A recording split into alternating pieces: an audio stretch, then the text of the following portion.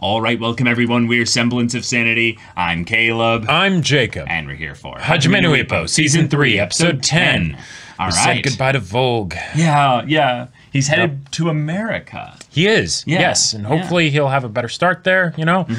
And he said goodbye to Ippo's mom, and, you know, she sent him off. Yep. Yeah, give him the send-off that would have been his mom, you know, send-off. So if she was still around. But Ippo has a new technique that he's working on for his match with Ryunosuke. And it's an evolution of the Dempsey roll that could lead to him juking, basically, him with his rhythm. Right.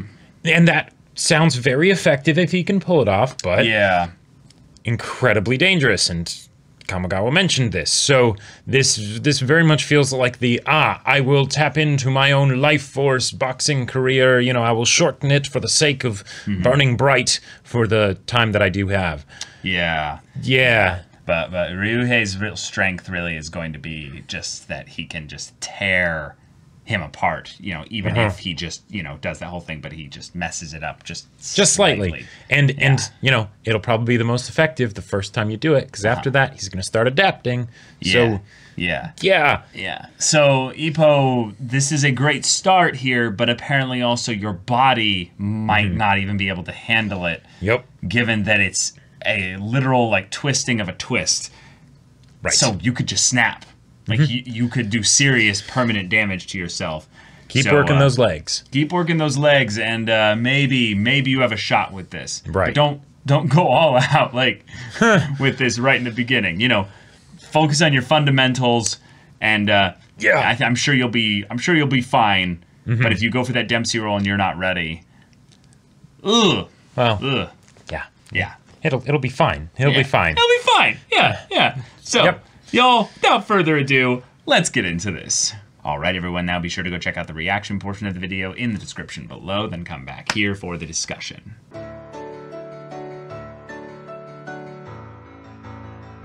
Well, okay. This was an unnerving episode. Yeah. Like, this fight has already had a good amount of build-up before this episode, right? True.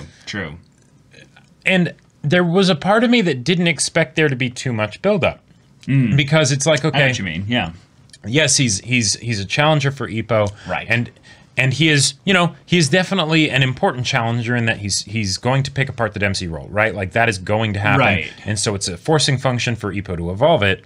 But usually when I think of fights that have this amount of buildup, you think of like Sendo. I think of like Sendo or things like that. And granted, previous encounters with them, right? And previous encounters, but also something where they have that sense that they are going to be a recurring character in the story, right? You took the words right out of my mouth. This is one of those, we beat each other to a pulp and become best friends, you know?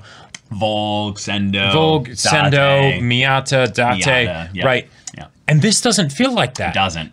And not because of the build up for it, but because of the character, right? Yeah. I can't see Ryuhei being the kind of person that ends up becoming friends with Ippo. No, I really can't either. That would be like, really cool. That would be really cool if they managed to pull it off. If Ippo somehow saved him from his past in that regard. And the fact that they're doing this makes me think that that might actually be what's happening, because the only time, as far as I can remember, that we've had someone that is in the corner kind of the opponent, of Ippo's opponent, come to him and say, beat the shit out of him, right? That was Sendo. That was Sendo, right? With his mom or grandma or whoever it was that said, put the fear of God into, you know, my idiot grandson or son, or, you know, right? So that makes me get the feeling that Ippo as a show is going to do that with Ryuhei, and that just seems crazy. Right. That seems like it couldn't happen. And yet at the same time, because of all this stuff that we're getting with his backstory and everything, he is so broken that I want him to have that.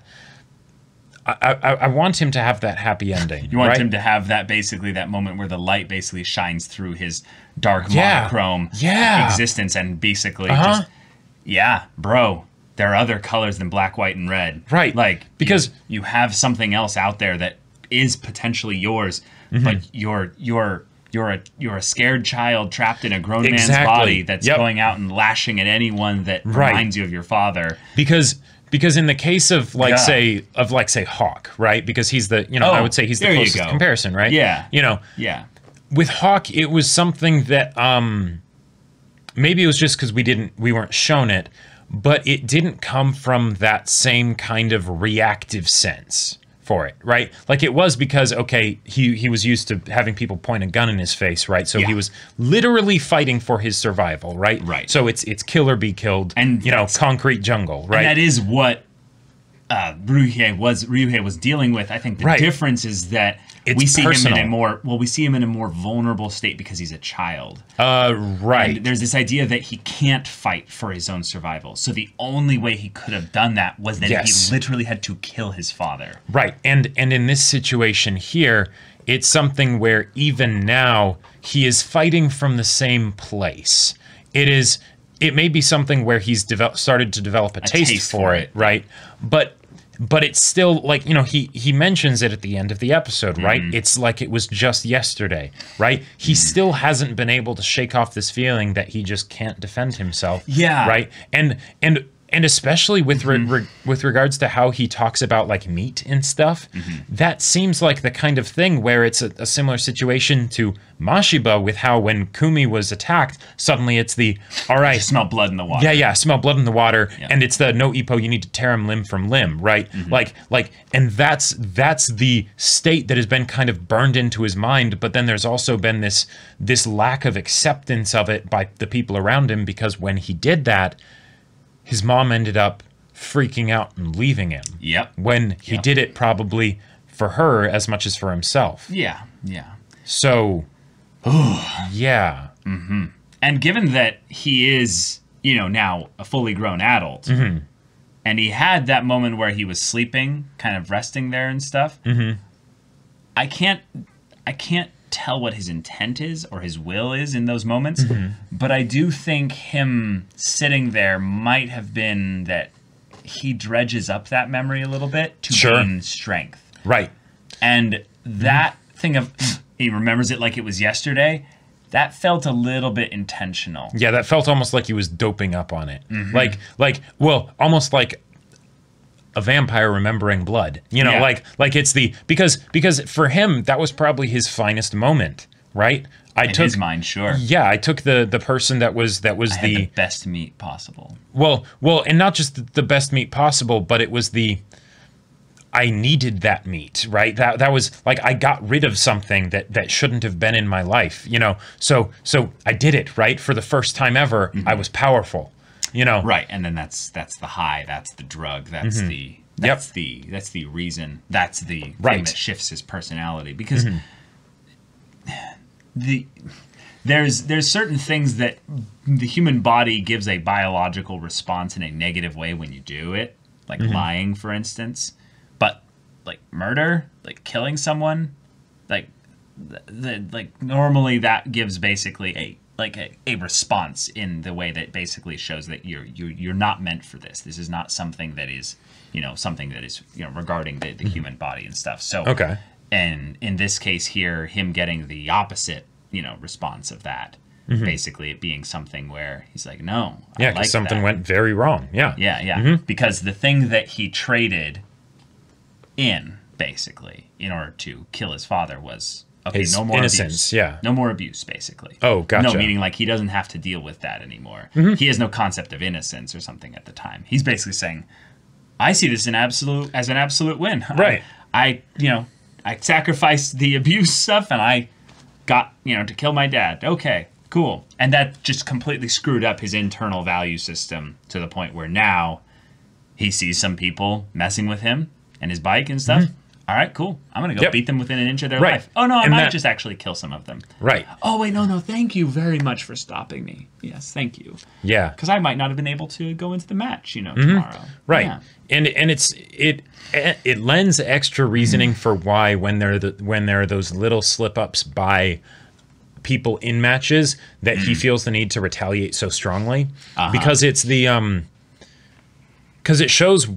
Because it is a pride thing, right? But it shows where that pride came from, right? Because it's oh, you think you're going to go back to making me that little kid that was, scared and getting beaten by my dad? No. Oh, you like, even though that's totally, a mile away from what was going on, right? That's what happens in his head. And then all of a sudden it's all right, yeah, but I have the power now. So guess what, bitch?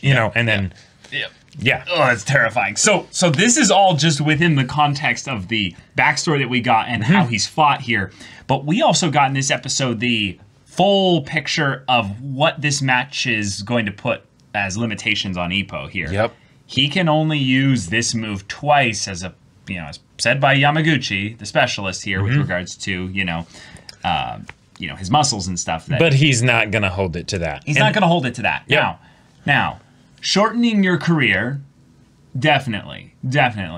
But with it being the knees and the hips, the part that's really freaky here is that Ippo might just end up getting too into the match, basically, to where he doesn't realize how messed up his knees and hips are until the adrenaline and all the wears off. And all that wears off. And then he realizes that he can't walk for 6 months, Yeah. And then when he gets back up again, he's not the same. So, comparison point. One of the things that can be great to have happen with your protagonist and your villains is show the parallels, right? Sure. And how they're not that different. Now, Ippo and Ryuhei are about as opposite as you can imagine, right? Yep, but exactly. Let's look at the cold, hard facts of what happened here. Ryuhei had someone who was abusing a woman in his life, and he retaliated with extreme force, right? And he didn't realize what it was doing to himself when he did that. Ippo, in this situation, bumps into that very same person. Well, yeah. Now Ryuhei has become that person, and then even though he just grazed Kumi, that was a full punch, right? He was intending to. Yeah, and now Ippo is like, all right, to hell with my career. I don't care how this may hurt me. Yes, right. Even though it might not be the same kind of hurt that Ryuhei endured. Exactly. Right? Who cares about how this will hurt me? I am going to take him down, right? Well, then there you go. There you go. I love that also Mashiba was like, all right, no, you're dead. Yeah. He starts winding up, Yeah. Like, and then Ippo does the thing that Ippo says he's mine, right? Like that's. Oh, you're right. Like that's not too similar from the reasons behind why Ryuhei thanked the teacher for stopping him, right? Yeah. No, hold on. Dude. There's a very specific place and with a very specific person where this needs to happen. I like where this is going. Like, whoa. And Ippo, Ippo is not the kind of person that will end up, in any way similar to Ryuhei in the long run, right? Because this is all happening when he's a grown, mature adult, right? True. But it still goes to show that, it isn't necessarily that hard for these kinds of things to happen. So, yeah. Okay, but wow, we are in for it, guys. This match is going to be brutal. Yep. As Date said, it doesn't really matter who wins. Neither of them are leaving this unscathed. Now, they're going to be rooting for Ippo here. But, I mean, this guy is going to go down as a bloody mess with you, Ippo, before he leaves this ring. You guys will both be bloody slabs of meat by the time this is over. And also the fact that when the teacher stopped Ryuhei, and then he's like, oh, I was on my way to see you, right? Totally unaware of the effect of what he's doing and it has on the teacher, right? Just like with his mom, right? When he was cutting up the steak and everything, same even setting, right? Having a meal. Not for this scene, but for the previous one. But then he takes out the ticket and he hands it to him, and it's covered in the blood of his victims. Yeah, I know you'll come see me. And what's terrifying about this is that somehow the fact that Ryuhei was actually attacked somehow makes it feel worse for me. Yeah. Because if it was simply that he went out and was like, all right, he sought out this, that would push it beyond the bounds of sympathy for me. Like it would seem a bit too much, right? Yeah. But the fact that no, he actually, this is a consequence of his own actions because of the way that he lived. Now there's another feedback that just propagates this set of behavior, right? Sure. Because hey, self-defense, like he's in another situation where he needs to defend himself. I mean, these people are coming after him probably because of who he is. No, totally right. But it's something where it's, again, consequences as a result of his response to a situation that was an extreme response, but probably in a situation where it needed some kind of response. And because he's used to the extreme response, because that's what's worked for him in the past, he keeps using it, which keeps making the problem worse. Now they're coming at him with a knife, and if he doesn't respond with extreme force, he's probably going to get seriously hurt, if not killed. Right? I mean, he could have just driven away.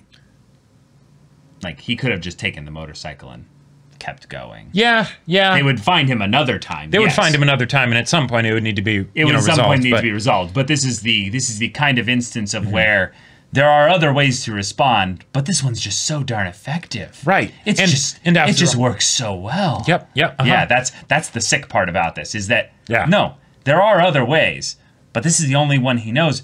And it works really well. So he has no reason to stop doing it. Exactly. And in fact, there are a ton of convincing reasons to keep doing it. Yeah. And then the teacher just comes in and sees it, right? Okay. But then Ippo getting to have this fire build up in him about, no, I will defeat him. I will do whatever it takes to stop him there. Yeah. And Umezawa kind of being like, hey, it's okay, it's gonna be fine. Like I understand that you maybe are feeling like he's treading upon the sport that you love, but no, Umezawa, this is starting to be a thing where he's taking this a little bit, maybe a little bit too far. And the thing is, from the standpoint of this match, that's kind of what's needed. Maybe, but okay. So predictions, Jake. Yeah. Predictions. Do you think this will be a long match? I think so. Yeah. Okay. One of the things, episode-wise or round-wise? Or both? I'll use a different metric. Yeah. The number of times that Ippo has to use the Jolt Dempsey. Oh, geez. Because one of the when they brought up the whole thing of hey, this is bad, right? You can't just do this, right? Like you've really messed up your body and you're right before a fight. I was kind of wondering what they're going to do, because obviously the fight's still going to happen, right? The show must go on, both from the standpoint of in-universe and out-of-universe, right? Right. But how are they going to make that happen? And it's like, okay, well, since I know you're not going to listen to what you should do of just calling off the match or something, at least keep it to just 2. But that's not going to happen, because then that makes for a less exciting match, right? It just is the difference of whether he's going to do it 3 times or 7 times. Though, right, exactly. And then they have the bit with Kumi, which is the perfect character reason for Ippo to give a blank check of just however many times it takes, right? Yeah. So, it's going to be bad. It's going to be bad. Okay, so my prediction, personally, Ippo's going to win. Yes. I don't have any doubt about that. And he will beat the pulp out of Ryu. Yes. Yeah. However, I don't feel like he's going to use it that many times. Okay. I feel like there will be a point where he'll use it on like the 4th or the 5th time, maybe even earlier, and the pain will be too much. Right, and I think that's something that they can still definitely do while keeping the effect of it, because then it's basically saying, because, okay, 2, we don't know what 2 means, what each one does to Ippo's body, right? They're all going to hurt, probably. Right, they're all going to hurt, probably, and it could be something where 3 is a lot, is a long time, as far as within that context, or that 12 is a long time, right? Sure, we don't know. Either one could work, but yeah, it's definitely going to be something, I think, where Ippo is pushed to his limit and probably beyond. Yeah, and my guess is that when he gets into those moments where it's now starting to hurt too much, he will try to do one more. And either it will end the fight there with him succeeding, or it'll basically be the thing where they're both now too beaten and pulped and bloody to where they can even end the match with a knockout. And it'll be one of those, like, you know, they're both, you know, retching up blood, and it's just nasty, and they're punching each other, but they barely have any strength behind it. Gotcha. Like I'm seeing it being a thing to where, like, they're tussling, and it's more like that. Some clinching and stuff. Yeah, and like he's practically biting Ippo, like that kind of, like, it's barely. Yeah, he would definitely be the type to go Mike Tyson and like, try to bite like Ippo's ear or cheek or neck or something like that. Yeah, oh man, but I feel like Ippo needs to actually do some training with Sendo to be like, hey Sendo, you know that point when you like, when you like punched the guy so much, but you like kept him up with your punches? I need to learn how to do that with the Dempsey to make 100% sure that if the Dempsey roll ever connects on somebody, we video game combo him. Bounce him up in the air forever until they are done. Like the match done, career done. You know, like because you need that Ippo, like that. If you can do that, awesome. But yeah, that's the next match, y'all. So, all right, thank you so much for watching this episode's reaction and discussion. If you want to see the next episode's reaction and discussion right now, though, go check out the link in the description below for our Patreon. You can get on early access there. You can watch full-length timer reactions there, and all this comes with Discord access, so you can chat with us in the community there about this show, about anime in general, and also be sure to check out our Twitch channel. All the info for that is in the description. Yes, so if any of that interests you, we'll see you there. But until then, we're Semblance of Sanity. I'm Caleb. I'm Jacob. And we'll see you all next time.